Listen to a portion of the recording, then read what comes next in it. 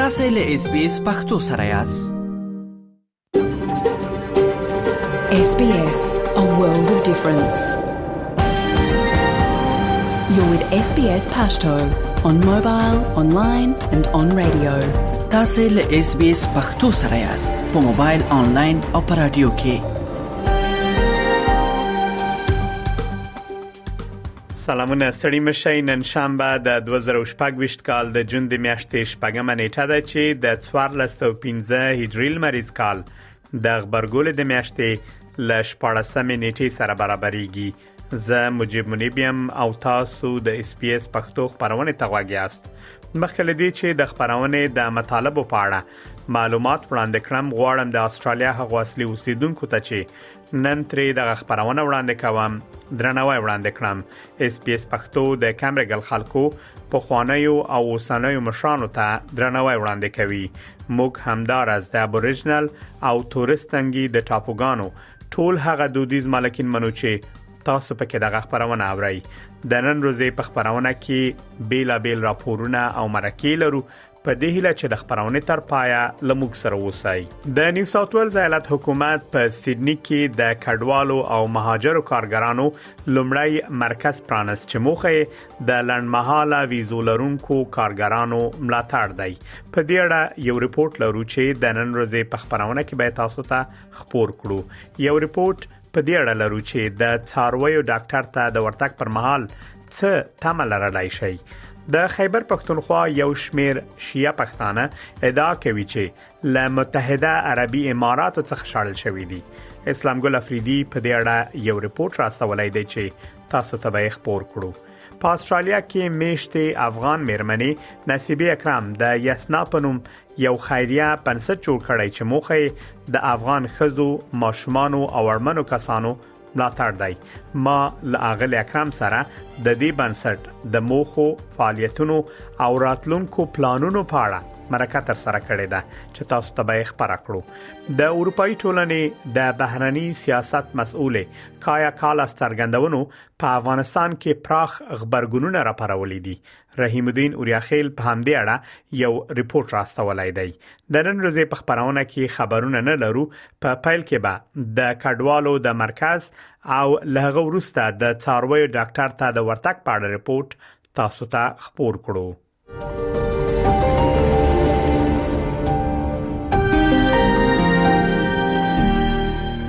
د نیو ساوث ویلز ایالت حکومت په سیدنی کې د کډوالو او مهاجرو کارګرانو لومړی مرکز پرانست چې موخه د لنډمهاله ویزو لرونکو ملاتړ دی. دا په دې معنی ده چې په سیدنی کې اوس مهاجر کارګران یو ځانګړی مرکز لري چې کولای شي د کار په ځای کې د استثمار یا ناوړه چلند په اړه مرسته ترلاسه کړي. د دې مرکز ملاتړ د راتلونکو 4 کلونو لپاره د نیو ساوث ویلز د حکومت لخوا د 4.15 میلیون ډالرو په تمویل سره کیږي. سیمیول زولواګا 23 کلن و چې له کولمبیا څخه سیدنی ته راغی ترڅو په دغه ښار کې خپل نوې ژوند پیل کړي. د نایی یا سلمانی یو دکان هغه ته د لنډمهاله کاري ویزې د سپانسر لپاره وړاندیز وکړ. هغه په لومړیو کې د خوشبختی احساس کاوه، خو ورو وضعیت بدل شو. After about a year, I noticed that my employer had stopped paying my superannuation. At the time, I didn't fully understand what that meant. I thought myself, it might be a mistake. سیمیول وایي چې نوموړي د دې ستونزې په اړه خبرې کولو ته زړه نه ښکاوه ځکه چې هغه ویزا درلوده او نه پوهېده چې که څه ووایي نو آیا دا به په استرالیا کې د هغه راتلونکي له خطر سره مخ کړي که نه. One day I complained when I was told to clean the toilets, nothing that was hired for. In response, my employer just said, "You're fired, pack your stuff, and go home." Just like that, I had lost my job and my visa sponsor. په استرالیا کې کارګران حق لري ترڅو کلنۍ رخصتي ولري. سیمیول لدی ډار خپل کلنۍ رخصتي نه اخیسته چې د کار صاحب بناراحت شي. د هغه کارګمارونکو د کلنۍ رخصتي د پیسو ورکولو ډاډه کړې و، خو د اتحادیو په مرسته هغه توانیدلی چې دغه پیسې ل خپل کارګمارونکو څخه ترلاسه کړي. This made a real difference in my life. It wasn't just about the money. It changed how I saw my situation and showed me that I wasn't alone. د مهاجرو د عدالت انسټیټیوټ لخوا په روانه میاشت کې خپور شوی راپور د هغو ستونزو پراخوالی ښیي چې مهاجر کارګران ورسره مخ دي. راپور موندلې چې نږدې 2/3 برخه د لنډمهاله ویزو لرونکي کارګران کم معاش ترلاسه کوي او یوازې نړیوال زده کوونکي هر اونۍ له 80 میلیون ډالرو څخه ډیر د معاشونو زیان ویني. له درېمې برخې څخه ډیرو کسانو راپور ورکړی چې په ABN یا قراردادي ترتیباتو کار کوي. خو د نیو ساوث ویلز د اتحادیو مشر مارک موري وایي چې مهاجر د استرالیا لپاره ډیر مهمه دي. Our economy depends on them and ensuring that we have a workforce who are doing the jobs that we just don't have people to do. We know in farming communities, we know in retail, hospitality, construction, we're all short of skilled labour. We're all short of people who just want to start their first jobs in the economy, and we're not a big enough country.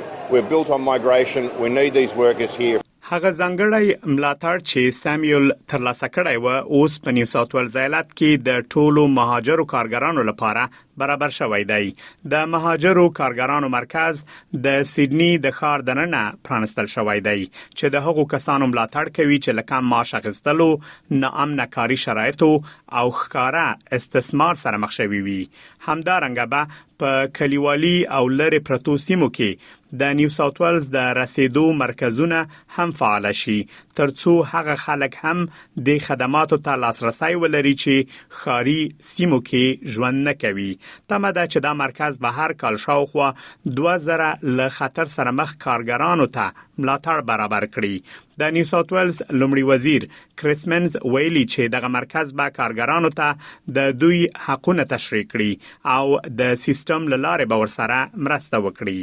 We want every migrant worker to know that if you're feeling pressure at work, if you're being forced to work for less than the minimum wage, if something doesn't feel right, then you can come to the Migrant Workers Centre.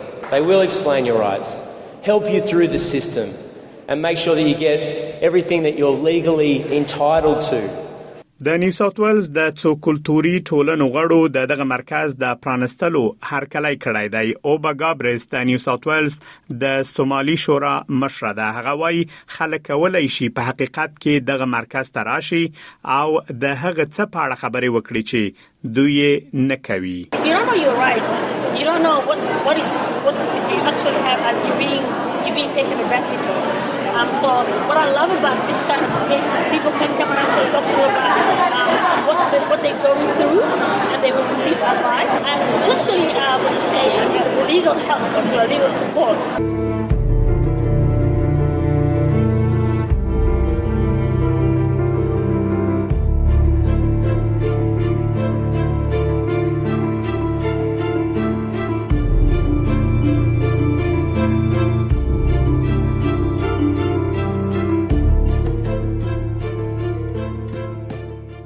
که چیرې تاسو کورنۍ حیوان لرئ نو په منظمه ډول د څارویو ډاکټر ته د هغه وړل د دې لپاره مهمه دي چې حیوان مو روغ او خوندي پاتې شي. د استرالیا پیژندنې په دغه پودکاسټ کې مو په دې اړه معلومات راغونډ کړي چې د څارویو کلینیک ته د ورتګ پر مهال باید څه تمه ولرئ. د څارویو با مسؤلیت مالک په دې معنی ده چې خپل څارویو ته خواړه، تمرین، روزنه، خوندي کور او منظمه پاملرنه چمتو کوي ترڅو له ښې روغتیا څخه برخمن اوسي.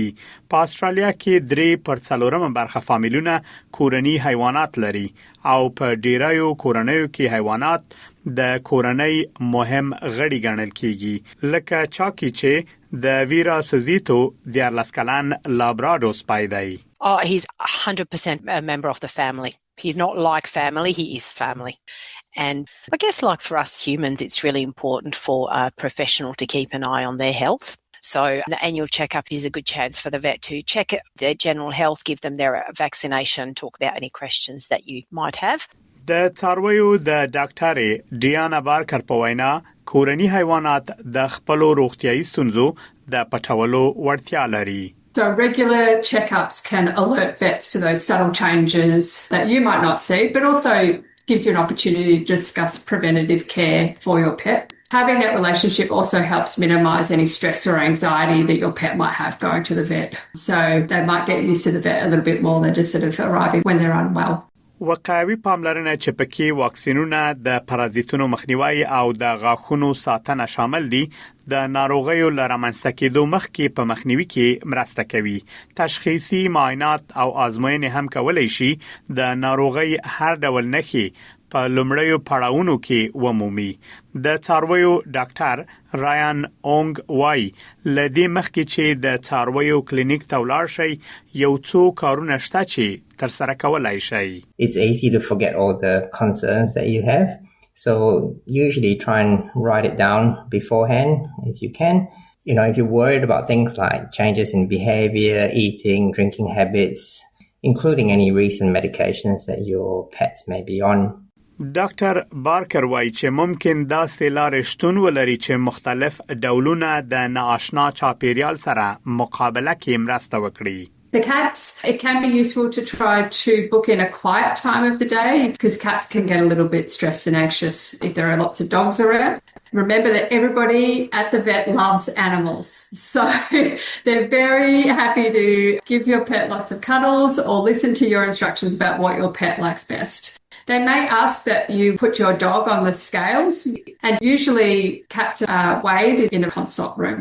ډاکټر بارکر زیاتوي کله چې تاسو د مشورې خونې ته ورسیږئ نو د څارویو ډاکټر به تاسو د څاروي د فزیکی معاینې پر مهال پوښتنې وکړي. This includes checking your pet's eyes, ears, teeth, checking their coat, listening to their heart and lungs using a stethoscope, having a feel of their abdomen to see if we can feel anything inside, checking their joints as well. The last bit is often taking the temperature. ستاسو ملاقات دا فرصت هم برابروي چې د خپل کورني حیوان د روغتیا په اړه هر ډول اندېښنې مطرح کړئ. د څارویو ډاکټر کولای شي له تاسو سره د درملنې او پاملرنې د بیلابیلو لارو چارو په اړه خبرې وکړي. The veterinarian is forming a picture about what might be going on for your pet. At this point, they will generally offer you a variety of options, which may include further testing or some medication trials. له مشورې وروسته به د څارویو ډاکټر درمل درکړي چې تاسو کولای شئ له ریسپشن څخه ترلاسه کړئ او هلته به تاسو د فیس او درملو پیسې هم ورکړئ. د څارویو د بیړني حالت مرکزونه چې ځانګړي تجهیزات لري په ډیرو سیمو کې شتون لري. د کورنیو حیواناتو د ناڅاپي ناروغۍ یا ټپي کېدو په اړه ډاکټر اونګ وایي It might also include things like accidents or injuries, or perhaps vomiting and severe diarrhea, especially if there's blood coming out, trouble breathing, seizures, collapse. If you suspect that perhaps your pet has eaten something toxic, and in Australia, snake bites are something that we always treat pretty urgently. So emergency hospitals are staffed by vets and nurses who are trained specifically in emergency and critical care. کچېرې تاسو د خپل څاروي په اړه بیړنۍ اندېښنه لرئ ډاکټر اونګ سپارښتنه کوي چې د مشورې لپاره د وترنري بیړني مرکز ته زنګ ووهئ. Give them a call before heading in so that way they'll be prepared and ready for you. When you talk to them on the phone, they may give you some advice on how to safely transport your pet. Generally, cats and small animals should always be in a secure carrier. You can put a light cloth over the top of the carrier. Keeps them calm. For dogs, if they can't walk or they've been in an accident or they have a fracture, you can use a blanket as a stretcher. کله چې تاسو د څارویو د درملنې بیړني مرکز ته ورسیږئ کارمندان به تاسو څاروي معاینه کړي ترڅو معلومه کړي چې تاسو د څاروي وضعیت څومره جدي دی. So the sickest animals are usually the ones seen first and not necessarily in order of arrival. And if they're concerned about anything, they'll seek permission from you to take your pet straight through to the treatment area. I know it can be a bit scary sometimes to be separated from your pet, but what they're trying to do is to make sure that they are looking after your pet and can quickly stabilize them and alleviate any pain if required.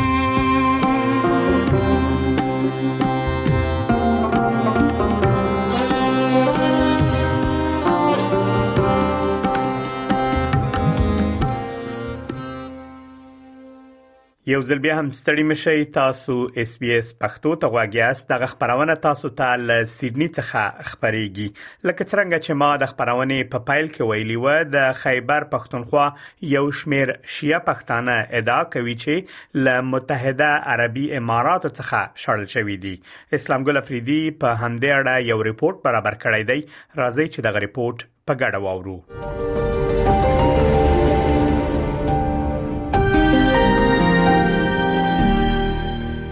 په د ورستو کې د متحده عرب اماراتونو یو شمېر پاکستانی مسافر خپل هوا ته راشړی شوی دي یا د مسافرو په پاکستان کې د رسنیو سره د خبرو پر مهال باندې د غتور پورې کړی دي چې د دوی د راشړلو اساسي علت د شیعه مسلمانانو په جنګلو وا او هم پر دې اساس باندې دوی له دغه یاد ستونزې سره مخ شول دوی ویلي دي چې د نیولو پر مهال باندې دوی د پولیسو د لورې د وهلو ټکولو د پیښو سره هم مخامخ شوي دي په قبایلی سیمو کې تر ټولو ډېر مسافر د کورمه پړچینار سیمه ترستنه شوي دي په یاد سیمه کې ډېر شیعه مسلمانان ژوند کوي امجد حسین هم اوس په نږدو کې د متحده عرب اماراتونو بیرته خپل سیمه ترستون شوي دي دوی د اس بي اس پښتو سره پر ځانګړو خبرو کې وویل چې دوی د وګړي مدیر رئیس په اماراتو کې خواري مزدوري کوله خو اوس بغیر لس جرمه یا د هوا د دوی خپل هوا ته په زبردستي راستانه کړی دي دوی ویل چې د راشړلو اساسي علت یې د شیعه مسلمانانو سره تړاو وو مو حال د تقریبا خپل جدي مو 2019 کې لوړو 2025 کې مو ریپورت شول کنه دالته اوس مو ته مشکلات انتهایی زیات دي خپل کاروبار کې لګیاو کپنه کې تقریبا 7 بجې به مو لوړو کپنه ته او بیا به تقریبا 5 5:30 یا 6 بجې به مو کپنه ټایم هغه به مو کپنه هغه کولو او هغه نه بعد به مو ته ورته ملو د خپل کار جریال ته لګم خپل کار سره غو نور مو کوم سوشل اکاونټ وي هغه مو صرف خپل ذاتی ما په لپاره استعمال لکه مثال کوم یو خپل پکچر اپلوډ کول یو څه او مو د هغه لپاره لکه مو یکی بابا جدا کیدای شي چې نور مو یو پاکستان په نامه ډیپورټ کو دوه ماده چې مو اهلی تشخیص تعلق لرو دغه واجب بس مو هم په کول راغو بس مو صرف نامه منشن کړل سي ته نامه کې علي حسین یو ایمانه کې عباس بلکې دغه واجب دا کړلو د اماراتونو راستنه شو مسافرو ور په ور سره په پاړچینار کې خبري او احتجاجي غونډه را جوړه کړې وي او د دولت نه د خپل مشکله د حل غوښتنې کولې ابرار حسین هم له هغه مسافرو څخه دي چې اوس په نګدو کې د اماراتونو را شړل شوی دي ابرار حسین د خبريالانو سره د خبرو پر مهال باندې وویل چې د 2014 رئیس دوی په دوبۍ کې ژوند کولو او اوس بغیر لس جرمه دوی خپل هوا ته را شړل شوی دي دوی وویل چې په ټولنیز رسنیو یې هیڅ کوم داسې فعالیتونه نه دي کړي چې کني د کوم هوا د پلویتو پکې وو خو یوازې خپل خواري مزدوري کوله او د خپل کورنۍ لپاره یې نفقه پیدا کوله او الحمدلله زه په اخر سره ویل شم چې به حیثیت یو شیعه مو څوره وخت تیر کړی د قانون احترام کړی دی او دی قانون مو بالکل موت نه کړی هر ځای کې څه الیګل اکټیویټیز کې مو ملوث نه وو خو دا اوس کوم حالات راغلل حالاتو په مطابق لکه دوی کومه فیصله وکړه چون کې کوم کاس نامې کې علي حسن حسین دا راغلي او دا کسان دوی ټوله چون کې ډیپورټ کړ او صرف ډیپورټ دي طریقې سندي شي چې کوم ظلم شوی دی کوم زیاتای شوی دی کوم طریقې سره اوچات کړی دي چوپسې کمرو گیټونه موت شوی دي چوک وشرومو کې باندې لکه لمبېدل هغه طریقې سره وبسري دي ځنه کسان د اون ډیوټي او ګوډي تنو مغالطي ودرول ګوډونه کوس کړی دي کسان خپل یونیفارم کې جیلو ته بتلی دي او چې کوم کسان کپړو کې بیا جیلو ته لاړ لکه موږ خپل کلچر د پښتنو کومي کپړې هغه کپړو کې جیلو ته لاړ نه غوښه بیا دوره غلط کارونه کړی دي کنه چې هغه سبا خپل کپړې نه وي څکلا ایرپورټ نه واپس راتله هغه ته یو ټروزر ور کړو یو ټي شرټ ور کړو یو پلاستیک چپلو د متحده عرب اماراتونو د پاکستانی وګړو د راشړلو ستونزې په هیواد کې زور اخیسته دي او بیل بحثونه پر پیل شوې دي د پاکستانی وګړو د متحده عرب اماراتونو د راشړلو لړۍ پر داسې حال کې توند شوې ده چې د امریکا، ایران او د اسرایل ترمنځ د شخړې پر اساس باندې د پاکستان او د متحده عرب اماراتو ترمنځ هم اړیکې ترنګلې شوې او بیا په متحده عرب اماراتو کې او بیا پاکستانی مسافر چې په متحده عرب اماراتو کې ژوند کولو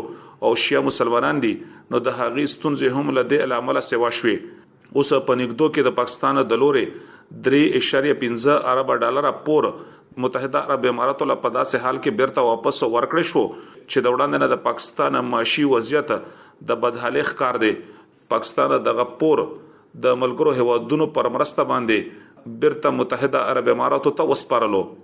بلورته د پاکستان د کورنۍ چارو وزارت دغه ټولو تورونه بې ځای ګرځولې دي چې کني د پاکستان او د متحده عرب اماراتو ترمنځ اړیکې ترنګلې دي او ورسره د اماراتو او د ایران ترمنځ هم اړیکې خراب دي او پر دې اساس باندې پاکستانی شیعه مسلمانان د اماراتو را شړل کیږي او بغیر له قانوني جوازه د دوی نه د خواري مزدوري حق اخیستل کیږي. د پاکستان د کورنۍ چارو مرستيال وزیر طلال چودري د ملي شورا یا د قومي اسمبلی په غونډه کې وویل چې د پاکستان او د متحده عرب اماراتو ترمنځ ښې اړیکې دي او دغه ټولو تورونه بې ځای دي چې کني پاکستانی وګړي پر دې اساس را لګل کیږي چې دوی د شیعه مسلک سره تړاو لري. न जाने क्यों खुद से ही ये सब कुछ किसी मुल्क के अगेंस्ट नैरेटिव बिल्ड करने की कोशिश करते हैं कि किसी फिरके की बुनियाद पर वहां से लोग डिपोर्ट हो रहे हैं. نه پوهیږو چې د هیوادونو ترمنځ د اړیکو د خرابولو لپاره ولې خلک دغه شانتي معلومات خبروي او وایي چې د مسلک پر اساس باندې پاکستانی وګړي د اماراتو شړل کیږي. دغه شان هیڅ کوم خبره شتون نه لري او دولت دغه ټول تورونه غندي. مونږه د متحده عرب اماراتو سره ښې اړیکې لرو. د خارجي هیوادونو د پیسو درالېګ په برخه کې تر ټولو ډېرې پیسې د سعودي عربستان ورستو د متحده عرب اماراتو نه پاکستان ته راستول شوې دي. 19 لکه پاکستانی وګړي په اماراتو کې ژوند کوي. هغه نه یوازې د اماراتو د پرمختګ ورسره د پاکستان او د خپل کورنۍ د معاشي ستونزو د حل لپاره هم کار کوي. د هیوادونو د اړیکو په اړه باندې لړمحاله پریکړې نه دي پکار. لدې سره د هیوادونو ترمنځ اړیکې ترنګلې کې دي شي. کچرته کې دغه شانتي شکایتونه شتون لري نو لازم به ورته پاملرنه کیږي. चाहिए मुल्कों के बारे में, इससे आपके मुस्तकबिल के तलकात मुतासर होते हैं. मैं ये दोबारा गुजारिश करूंगा, ऐसी कोई शिकायत होगी हम उसको बिल्कुल एड्रेस करेंगे. قصه مرکزی حکومت د متحده عرب اماراتو نه د پاکستانی وګړو درا شړلو دغه ګام به اساسه بوري خو له بل ورته د خیبر پختونخوا په ایالتي اسمبلی کې د ایالتي اسمبلی غړي عبدالرحمن یو پیشنهاد وړاندې کړو چې پکې غوښتنه وکړه چې په منځني ختیځ هیوادونو کې پاکستانی مسافرو ته ډېر ستونزې ورپېښې دي او اوس په نږدې کې یو شمېر پاکستانی وګړي لا متحده عرب اماراتو نه پاکستان ته را شړل شوې دي. جناب स्पीकर, ये जॉइंट قرارداد है जिसमें मेरे साथ पीर मुसव्विर खान साहब, लायक मोहम्मद साहब, हुमायूं खान साहब, अब्दुल मुनीम साहब, मोहम्मद यामीन. محترم स्पीकर صاحب, دغه زمونږ یو ګډ پیشنهاد دی چې زما سره پکې د ایالتي اسمبلی غړي پیر مصور خان, لایق محمد, همایون خان, عبدالمنیم او ذاکر حمید شامل دي. په منځني ختیځ هیوادونو کې او په خاصه توګه په سعودي عربستان او متحده عرب اماراتو کې پاکستانی وګړو ته بیلابیل ستونزې ورپېښې دي او موږ پر دې باندې د اندېښنې څرګندونه کوو. د لکونو پر شمیر هیوادوال په خارجي هیوادونو کې خواري مزدوري کوي او د پاکستان د اقتصاد د ښه کولو لپاره هڅه کوي. په سعودي عربستان کې پاکستانی مسافرو ته د سفر او په نورو قانوني اسنادو ترلاسه کولو کې ډېر ستونزې دي. د ناروغ او د وفات شوي مسافرو کورنۍ ډېر د ستونزو سره مخامخ کیږي. په متحده عرب اماراتو کې بغیر له اساسي علته د پاکستانی وګړو ویزې ختمول شي او دوی خپل هیوادونو ته راشړل کیږي کوم چې د اندېښنې وړ ګام دی. بلا جواز منسوخ کیے جانے, نئی ویزا درخواستوں میں رکاوٹوں اور بعض پاکستانیوں کی بے دخلی کے واقعات باعث تشویش ہے. د ملي شورا په غونډه کې د کورنۍ چارو د وزارت له خوا وړاندې کړي شو شمیرو کې ویل شوی دي چې په تیرو 15 کالو کې د منځني ختیځ څخه یو سلو 15,000 پاکستانی وګړي خپل هیواد ته راشړل شوی دي چې پکې تر ټولو ډېر د سعودي عربستان نه یو سلو 8,000 دغه شانه د متحده عرب اماراتو نه 40,500 د عمان نه 10,000 د قطر او د بحرین نه 3,000 او د کویت نه 900 وګړي شامل دي. امجد حسین وایي چې د متحده عرب اماراتو نه د راشړلو لامل دوی د بیروزګاری سره مخ دي. دوی په پاکستاني دولت باندې غږ وکړو چې هغه مسافر چې د متحده عرب اماراتو نه د بغیر له جرمه خپل هیواد ته راستول شوی دي د دوی د بیرته ستنیدنې لپاره د ګامونه واخلي. پاکستان حکومت نه دا مطالبه کو چې یا پاکستانی مو ټیک ته پاکستان کې هر مدن مسلک آباد ہے. هم مسلک نه هټ کر مو اول پاکستانی یو, مو اول پاکستان خپل ملک سره مینا ده خو د سیمو غاور دوه چې ویلي چې سره آل تصریفي کې نامي باندې دا ظلم شوی دی او نو چونکی د ملکونه دی یا ایران یا چوک یا چودي سمې ته تعلق نشته نور ټیک د مذهبي رشتہ خپل وسشته دی خو نور هغه وسدا نشته د سمو یا ایران سپورټ یا ویلي چې مو آل خپل کورپور ته لوړو ایمو متوال محغمه خبره حکومت هغه مت پاکستان دی ویلي د مجبن کو د مخاوره د دی باندې مو مرکیګو متوال خپل خوره مخیمه د خمسه صرف مو خپل پاکستان حکومت دا درخواست کو اپیل کو سیمو غاور دوه شي کایبو د ډیپورټیشن دوباره ختم کی مخبل کوربور دی بخول شو د پاکستان ملي بانک په خپل خبر شوی راپور کې ویلي دي چې د 2018 په لومړنۍ سلور میاشتو کې د خارجي هیوادونو د مسافرو د پیسو لیږد د ډیر شوی دی او دغه شان په لومړنو سلور میاشتو کې 3.50 ارب ډالر د بیلابیلو هیوادونو نه پاکستان ته راستول شوی دي کوم چې د 2015 کال د لومړیو سلور میاشتو په پرتله باندې یو لس سلنه سیوا دي په یادو شمیرو کې تر ټولو ډېرې پیسې د منځني ختیځ هیوادونو څخه رالګل شوې دي بل ورته په کورمه کې د جمعې په ورځ د هغه مسافرو یو غونډه رابل شوې ده چې دوی د متحده عرب اماراتو نه راشل شوې دي خو بل ورته پاکستاني دولت یې پاسپورت په قانوني توګه باندې تړلې دي او د نشي کولای چې پراتلونکو وخت کې بل کوم هیواد ته سفر وکړي مونږه له یاد ستونزې په اړه باندې د متحده عرب اماراتو د دولتي دریزه د ملمولو پر غرض باندې په اسلام آباد کې د متحده عرب اماراتو د سفارت سره تماس ونیو خو له هغې لخوا پر دې اړه هیڅ کوم دریز مخې ته رانلو همدغه شان له کورمنامو د ملي شورا د قومي اسمبلی د غړي حمید حسین سره هم تماس ونیو چې دغه ستونزې د حل په اړه باندې د دوی دریز معلوم کړو خو له هغې لخوا هم هیڅ کوم جواب مخې ته رانلو اسلام ګل افریدي SBS پښتو پیښور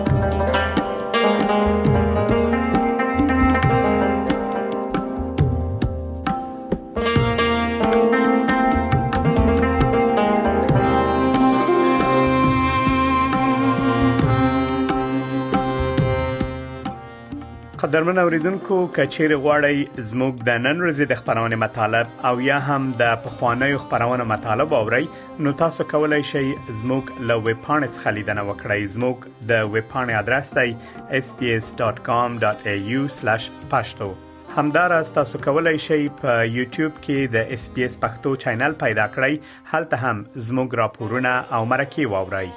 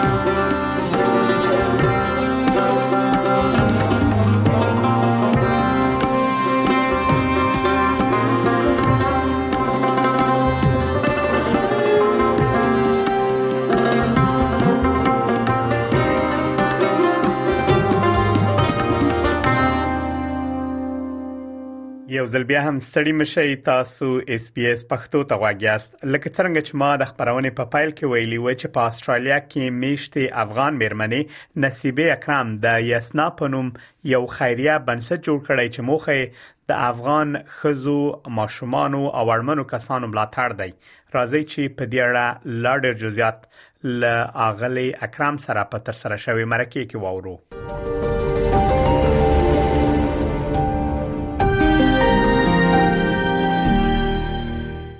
اغلی نصیب اکرم ډیر زیاته مننه چې د مرکې لپاره وخت راکړ. سره لدی چې تاسو په استرالیا کې د کډوالو لپاره او همدارس د افغان ښځو د حقوقو لپاره کار کوي. تاسو د یسنا په نوم یو خیریه بنسټ هم جوړ کړی دی چې لدی لارې په افغانستان کې له خلکو سره مرسته کوي. په پیل کې مهرباني وکړئ د یسنا بنسټ یا یسنا فاونډیشن په اړه معلومات شریک کړئ چې څو وخت یې په فعالیت پیل کړی او څه ډول خیریه فعالیتونه لري. ډیره مننه، تاسو ته هم سلامونه او نیکی هیله. یسنا فاونډیشن په 2020 کې بنا شو او یو څه کارونه یې معطل شول چې موږ نه شوای کړای چې تر 2022 پورې اصلي کار شروع کړو. د دوه بنسټ مقصد د ټولنې سره مرسته کول دي او د انسانیت او وجدان او ایمان اصل پوره کول دي. ځکه چې د مرستې کولو پایلې ډېرې دي. خلک یو بل ته نږدې کوي، هیلې ژوندۍ کوي او د یو داسې ټولنې رامنځته کېږي چې هغه کې درناوی، ملاتړ احساس ډېر وي. نو په دغه اساس باندې او د ما زیاترین هغه دا هدف دا و چې موږ وکړای شو چې د افغانستان د خلکو سره خاصه کومک وکړو چې د خپل په پخو ودري. د موږ مقصد دا یگانه بعضی کومکونه چې موږ سوالای شو لکه غذایی مواد لکه نور کومکونه، اما مقصد موږ د افغان ملت پیاوړی کول. نو په هغه اساس باندې موږ یسنا په 2022 کې فعالیت شروع کړو. پیش دونه چې زه یسنا بنا کوم د ما مرستې افغانستان ته همیش وی او ما د نورو ارګنایزیشنونو سره کومک کو چې د مرستې موږ ته ورسي. ولی دغه نقطې ته ورسېدلم چې نه، دغه کار موږ باید خپل ودا واخلو او که زحمت هم دی دغه زحمت باید ومنو چې وکړای شو چې د یو موټی یو پیاوړی ټولنې بنسټ په افغانستان کې کېږي. اغلی اکرم، د یسنا فاونډیشن کوم مرسته چې کوي آیا یوازې په افغانستان کې خلکو سره مرسته کوي که په استرالیا کې میشت افغانان یا کډوال چې د ضرورت لري هغه سره هم مرسته کوي؟ که په دې اړه لږ وضاحت ورکړئ. موږ د یسنا دوه بخش دي. یسنا په خپل تنها په افغانستان کې فعال ده، اما د یسنا یو بل بخش چې د پروژیکټ فور هیومانیټي په نامه باندې یادي هغه د کډوالو سره په استرالیا کې کار کوي چې دا دواړه خواوې ډېر متفاوت کارونه کوي. یسنا فاونډیشن خدمات تنها افغانستان ته رسي، اما دا بخشی چې د پروژیکټ هیومانیټي په نامه یادي دا په خپل سیدنی کې د او خلکو سره کومک کوي چې د دولت کومکونه نشي اخیستی او د غوټخه هغه مهاجر چې استرالیا ته راغلي د هغو مهاجرو سره تاسو کومک وکړو چې هغه وکړي شي چې په د نوې جامعه کې پیاوړي قدمونه کېږي. انګلیسي صنفونه لرو، د خیاطۍ صنفونه لرو، د دغه سټیزنشپ صنفونه په تازګۍ بنا کې او هم د کمپیوټر صنفونه لرو او د هغه هغه مسلمان وګړي چې دلته راغلي او هغه کومک نشي اخیستی د اسلامي مؤسساتو مستقیما کومک رسي چې هغه کومک د زکات کومک دی، هغه باید موږ ته دغه کورنۍ ته ورسي په سیدنی کې. اغلی اکرم، که په دې اړه ووایئ چې تقریبا له څومره کسانو سره تاسو په تیر یو کال کې یا په تیرو څو کلونو کې مرسته کړې دي، که په دې اړه آمار در سره او څه ډول مرسته کوي؟ آیا یوازې هغه کسان چې معلولین دي غوي سره مرسته کوي، د خوړو کومک کوي، څه ډول مرسته کوي تاسو؟ د موږ مرسته مختلف دي. موږ په ډېرو برخو کې کار کوو. مثلا یو برخه د کار د موږ دغه دی چې هغه کسان چې د ایران او پاکستان شړل شوي او هغه مهاجر چې بیرته افغانستان ته راستون شوي د هغو سره کومکونه کړو. وچېښودیم بچیانو ته ورسولې، کمپل د مهاجرو ته ورکړې، خیمې مهاجرو ته ورکړې.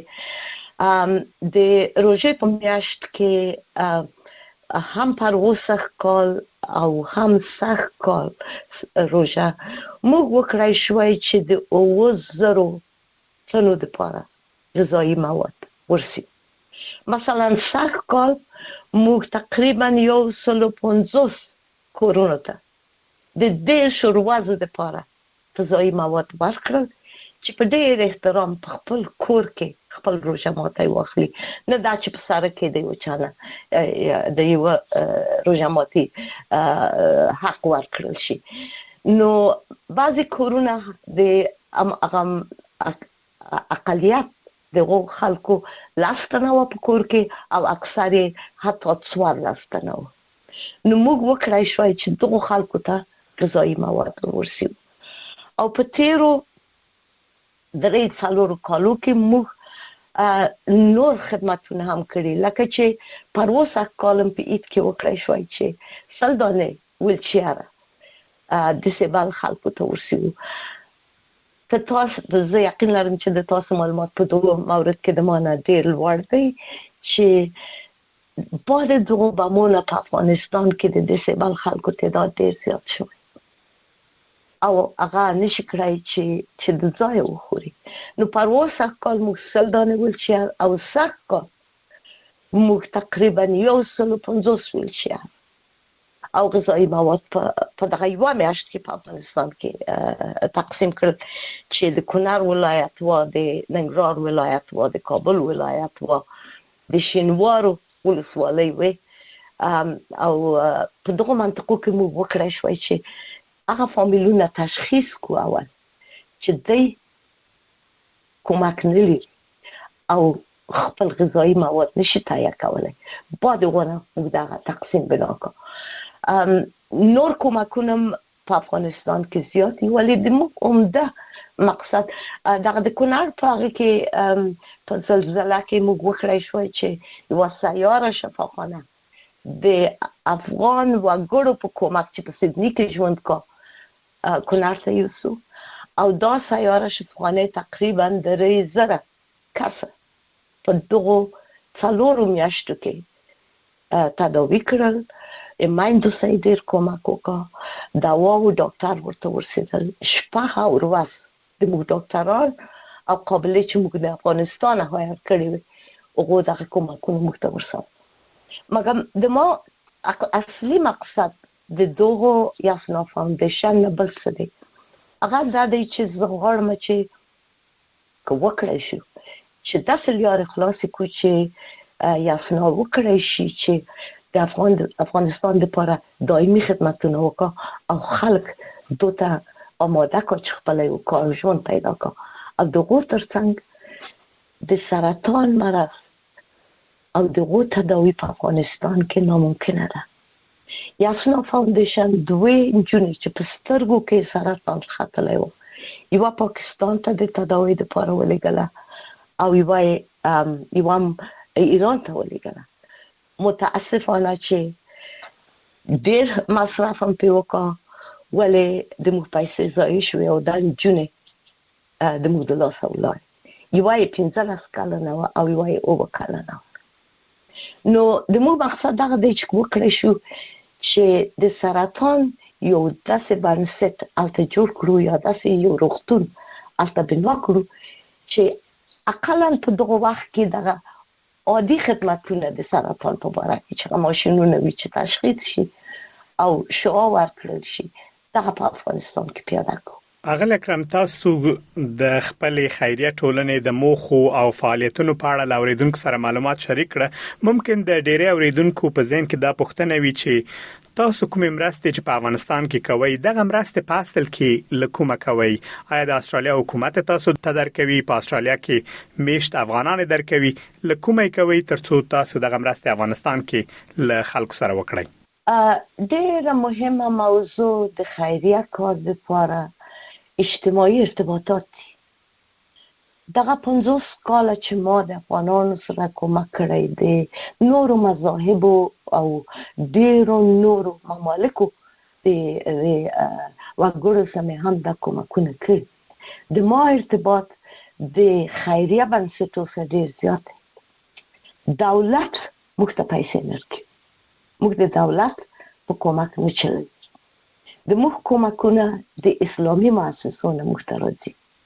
د موږ کومکونه د خپل هغه ارګنایزیشنونه چې غیر اسلامي هم دي، اما زه ورسره بوخته یم، شپه او ورځ په کمیونټي کې کار کوم. او هغه تنها د افغان کمیونټي نه ده، هغه د استرالیایي جامعې ډېرې نورې برخې دي چې زه ورسره کار کوم. نو موږ ته دغه کومکونه د خلکو نه رسي او د دغو مؤسساتو نه رسي، او موږ کړی شو چې دغه کومکونه د دوی نه دلته ټول کړو او هلته یې وطن ته ورسوو. او استرالیایي جامعه کې زه ډېرو برخو کې د خلکو سره کار کوم. هغه خلک دي نورمال د ما سره په خیریه کار بوخت دي، او هغه څه چې د دوی د وسه کې هغه هم موږ ته بخشش شوي چې موږ وکړی شو چې د نورو سره کار وکړو. تنها یوه پروژه موږ د افغانانو په مټو چلولې چې هغه د ننګرهار د کونړ د زلزلې مصیبت و چې په موږ باندې راغی، او د سیدني میشتو افغانانو دغه کومک وکړو چې ټول شي، یو لاس شي او د خیریه پروژه وچلي. اغل اکرم په پای کې یو شخصي پوښتنه هم لرم. تاسو څومره وخت کېږي چې په استرالیا کې ژوند کوئ، او څنګه تر اوسه پورې تاسو سره دغه حس شته چې په افغانستان کې له خلکو سره مرسته وکړئ یا د افغانستان خلکو ته دغه لري فاصلې څخه خدمات وړاندې کړئ؟ په اول کې زه په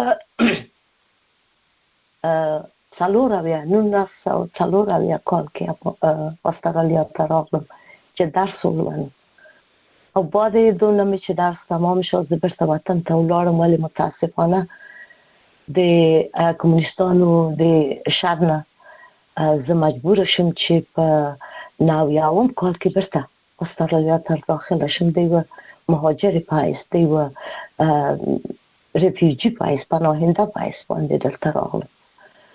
د ما احساس وطن ته هغه احساس دی چې زه خپل مور ته لرم، شاید دغه نه لوړ وي. خپل ګران هیواد افغانستان نه لري یم، په دغه کې هیڅ شک نشته، اما د ما مسؤلیت د خپل خلکو لپاره، د ما مینه د خپل وطن سره په هیڅ وخت کمه نشي. او په دغه 50 کالو کې چې زه دلته یم، په هر وخت کې ماته وطن او د وطن وګړي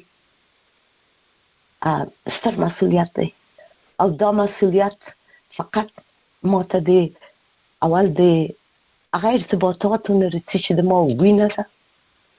ما دغه وطن اوبه څښلې او پکې خوشحاله ژوند مې کړی، او بیا د ما ایمانی او اسلامي وجیبه هم ده. مذهب مو ته دغه حکم کا چې زه خلک هېر نه کړم. د یسنا فاونډیشن بنسټ ایښودونکي اغلې نصیب اکرم، ډېر زیاته مننه چې د مرکې لپاره وخت راکړ او لاوریدونکو سره مو د یسنا فاونډیشن د موخو او فعالیتونو په اړه معلومات شریک کړه. مننه د تاسو نه، تاسو ته ښه وخت غواړم.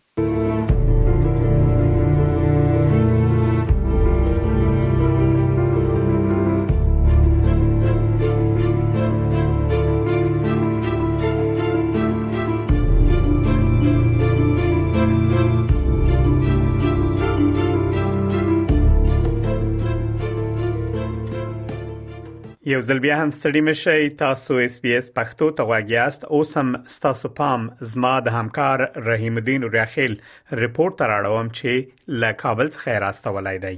له غوړسته به تاسو ته ریپورت په استرالیا کې د تیلو د بیلابیلو ډولونو په اړه هم خبر کړو.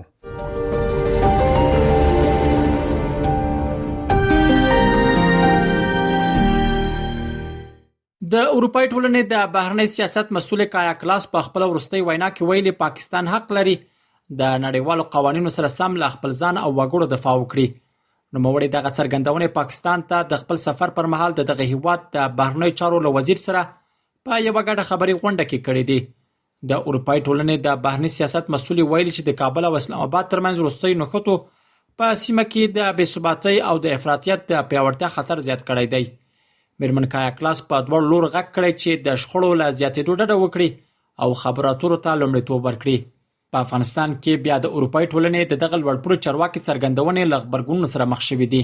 د افغانستان پخواني ولسمشر حامد کرزي ویلي چې د پاکستان اوسنی وضعیت او امنیتي ستونزې د هغه هیواد د هغو پالیسیو پایله ده چې په وینا یې د افراطیت ملاتړ یې کړی او د افغانستان پر ضد یې ترې کار اخیستی دی. حامد کرزي د اروپای ټولنې د بهرني سیاست له مسؤل غوښتي چې د سیمې د روان بحران اصلي او بنسټیز عوامل د عیني واقعیتونو پر بنسټ په پام کې ونیسي. هغه عوامل چې د ښاغلي کرزي په وینا په افغانستان کې د ډیرو انساني تلفاتو او د عامه تاسیساتو د ویجاړېدو لامل شوي دي. د ټولنیزو رسنیو ځینو کارکوونکو هم د میرمن کلاس د څرګندونو ته سخت غبرګون ښودلی او ټینګار یې کړی چې پاکستان پر افغانستان د خپلو بریدونو پر مهال ملکي وګړي په نښه کړي دي. اخوا د چارو یو شمېر کارپوهان بیا د کایا کلاس د څرګندونو په اړه بېلابېل لیدلوري لري. د چارو کارپوه او د افغانستان پخوانی ډیپلوماټ عزیز معرج وایي چې هر هیواد د خپل دفاع حق لري، خو دا حق باید د کره شواهدو او اسنادو پر بنسټ وکارول شي.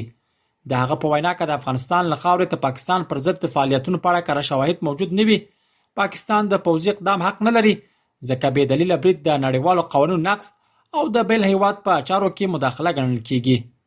نوموړی دغه راز په دې باور دی چې اوسمهال ځینې نړیوال قدرتونه پاکستان ته د خپلو اقداماتو لپاره مشروعیت ورکوي، خو د دغو شرایطو په سیوري کې د بېګناه افغانانو وژل د توجیه وړ نه دي. دفاع حق هم فرد په دنیا کې لري، هم ډلې لري، هم ملت لري، هم دولت لري، هم په لوی کچه باندې کومه اتحادیه کنفدریشن هم کوي، دوی حق لري. اما په هغه صورت کې چې د تثبیت کې بنان پاکستان کچېره کړه شواهد او اسناد لري چې افغانستان خاوري او افغانستان په دوی باندې کوم تهدید یا خطر دی حمله شوی ده، هغه د نړیوالو ته ارائه کی. هم په صورت کې چې اول د افغانستان حکومت سره د خبره مطرح کی او شواهد ورکړي. کچېره دا اقدام ونه کړي افغانستان حکومت بالغ نه نړیوالو اصول ته ځي، دغه پر بنیاد باندې کولای شي یا شورای امنیت اجازه ورکړي یا په خپل هم د حق لري چې بیا مداخله وکړي، مخنیوي وکړي کچېره دا شرایط چې مو مخکې ذکر کړل دا موجود دي. نو فلحال پاکستان چې د غربي نړۍ یو مجري هواد ده، هغه جوړ کړی د خپل اهداف مقاصد لپاره، نو بنان دوی ته نه حق او مشروعیت ورکړي په نړیواله کچه او پاکستان چارواکي راځي بېګناه افغانان، ماشومان، بیماران شهیدانې او مړه کوي. د چارو یو بل کارپوه بیا وایي که پاکستان ادعا لري چې افغانستان یې امنیت ګواښي یا له افغان خاورې ورته خطر متوجه دی، باید خپل ادعا د ملګرو ملتونو لارې مطرح کړي او د اړوندو نړیوالو بنسټونو له لوري دی په اړه لازمې څېړنې وشي. هغه د اروپای ټولنې د بهرني سیاست مسؤلې وروستۍ څرګندونې د نړیوالو قوانینو له اصولو سره په ټکر کې بولي او وایي چې پاکستان ته د پوځي اقدام د حق ورکولو په څیر دریځونه له نړیوال قانون سره مغایرت لري. نوموړی خبرداری ورکوي چې دا ډول بې مسؤلیته څرګندونې د افغانستان او اروپای ټولنې ترمنځ اړیکې ترنګلې کولای شي. که چیرې پاکستان ادعا لري چې د افغانستان د دوی امنیت ګډوډوي، باید د عارضه وشي، وروسته له دې چې بررسي وشي په صورت کې که وخین افغانستان په دې کې متهم وو، نو په صورت کې بیا کولای شي چې دا موضوع هم د امنیت شورا لخوا تصویب شي. نه دا چې یوې مسؤلې په پاکستان کې ویلي دي چې پاکستان د خپل ځان نه دی ساتنې حق لري، دغه څه څرګندولې د نړیوال قانون لمخې ډیر په مغایرت کې دي. نو پاکستان نشي کولای چې په همدې سره خپل حق جوړ کړي چې ترڅو د دې سره د افغانستان سره دوی په شخړه کې گیر شي. نو پاکستان باید خپل مسؤلیتونه په خپل حل کړي، نه دا چې خپل مسؤلیتونه د نورو غاړو ته ورواچوي. نو دا په هیڅ ډول د منلو وړ نه دي او داسې بې مسؤلیته څرګندونې د افغانستان او د اروپا د ټولنې ترمنځ اړیکې ترنګلولی شي. د چارو ځینې نور کارپوهان بیا وایي چې د نړۍ هر هیواد د خپلو ملي ګټو د خوندي کولو لپاره لابیګري او ډیپلوماټیکې هڅې کوي، خو افغانستان لا هم له نړیوال رسمیت څخه بې برخې دی. دوی باور لري چې د رسمیت پیژندنې لپاره باید طالبان په خپل تګلارو او سیاستونو کې اړین اصلاحات راولي. کارپوهان زیاتوي چې د اصلاحات لارې به د افغانستان لپاره د نړیوال ټولنې باور زیات او د رسمیت پیژندنې زمينه برابر شي. دلته په دنیا کې هم هر یو ځان د لپاره لابیګری کوي، ځان د لپاره تبلیغات کوي. خپل دغه شهباز شریف او منیر تاسو وکړه چې امریکا ته ولاړ، اروپا ته ولاړ، اروپا سره اړیکې ونیولې. او متاسفانه چې افغانستان څوک په رسمیت نه پیژني، څو غیر د روسیې نه، نو دلته پکار ده چې طالبان هم اصلاحات په ځان کې راوړي او کارونه ځکه وکړي چې زمينه د رسمیت پیژندلو مسایل چې افغانستان وکولای شي چې په ملي ډګر کې د ځان دفاع وکړي او د خپل غږ ورسوي دنیا والو ته. د افغانستان او پاکستان ترمنځ تاوتریخوالی د روان کال په فبرवरी میاشت کې هغه مهال زیات شو چې دواړو لورو د ډیورن فرضي کرښې په اوږدو کې پراخ نښت ته مخه کړه. که څه هم د دواړو لورو ترمنځ لوی نښتې درېدلې دي، خو لا هم وخت نا وخت د ډیورن فرضي کرښې په اوږدو کې د محدودو نښتو او امنیتي پیښو راپورونه ورکول کیږي.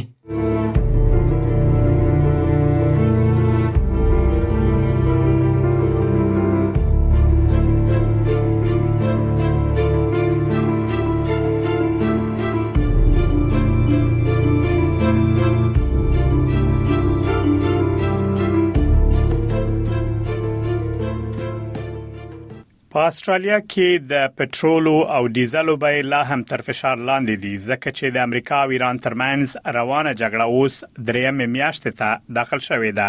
د استرالیا د مرکزی بانک لخوا د سود نرخ له لوړوالي سره په ډیرایو استرالیانو دغه فشارونه 2 چنده شوي دي.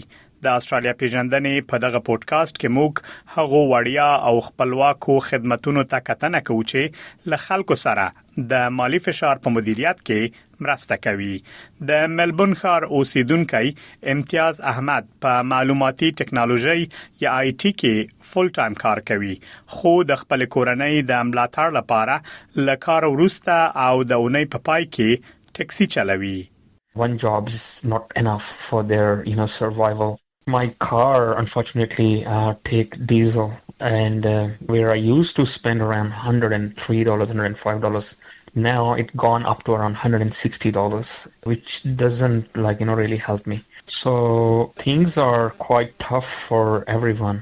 خغل احمد وایي چې د تیلو لوړې بیې د ستونزې یوازې یو برخه ده. د مسافرو کموالی، د پلیټفارمونو لوړ کمیشنونه او د ورځني ژوند لګښتونه د موټر چلوونکو لپاره دا لا سختوي چې خپل مصارف پوره کړي. The other day I just went to the airport to pick up my ride, been sitting there for nearly 4 hours, didn't get anything. 1:30, 2 o'clock in the morning, just come back home empty. I could have been spending time with my family, but I was just trying to make my living. خغل احمد اوس په دې اړه فکر کوي ترڅو له نېشنل ډیټ هیلپ لاین سره اړیکه ونیسي چې په ټول استرالیا کې وړیا خپلواک او محرم خدمات دی. دا اداره هغه کسان له مالی سلاکارانو سره نښلوي چې له مالی فشار سره مخ وي. مالی سلاکاران د خلکو حقوق تشریح کوي او له هغوی سره د انتخابونو په اړه خبرې کوي. د نېشنل ډیټ هیلپ لاین له ادارې څخه ویکی سټاف وایي چې اوس ډیری خلک د خپل عاید زیاته برخه په ضروري لګښتونو لکه تیلو او خوراکي توکو لګوي او له همدې عمله د نورو مهمو اړتیاو لپاره لږې پیسې ورسره پاتې کیږي. At the moment, we're hearing from a lot of people who are really stressed about their mortgage repayments. That's our number one call that we receive. But we also hear from people who are struggling with credit card debt.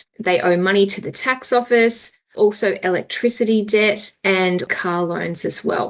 اغلی سټاف وایي چې ډیری خلک په دې نه پوهیږي چې دوی حق لري چې د بانک یا کریډټ له چمتو کوونکو څخه د مالی ستونزو د حل غوښتنه وکړي.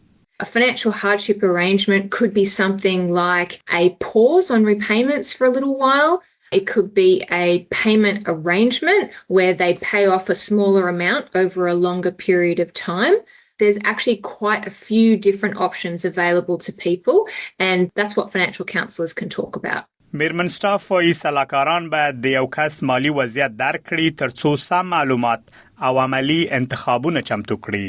We will talk to people about what their income is, what their expenses are, what their assets and their liabilities are. And it's only when we do that that we can get a good idea of the best options to help them get through that financial hardship. د نېشنل ډیټ هیلپ لاین له ادارې سره د اړیکې نیولو لپاره 3 لارې شتون لري. تاسو کولای شئ 1300 001 شمیرې ته زنګ ووهئ یا د نېشنل ډیټ هیلپ لاین ویب سټ ته مراجعه وکړئ او یا هم په ژوندۍ بڼه د ویب سټ لایو چات خدمت وکاروئ. کچېرې تاسو په انګلیسي ژبه خبرې نشئ کولای، دغه اداره کولای شي د زنګ وهلو پر مهال د ژباړونکي ملاتړ تنظیم کړي.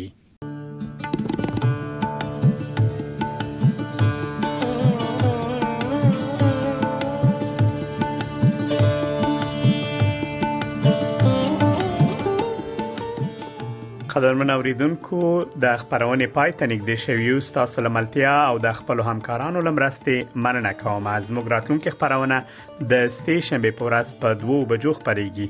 تر هغه وخت تاسو ته له خوښۍ څخه ډک وخت غواړم.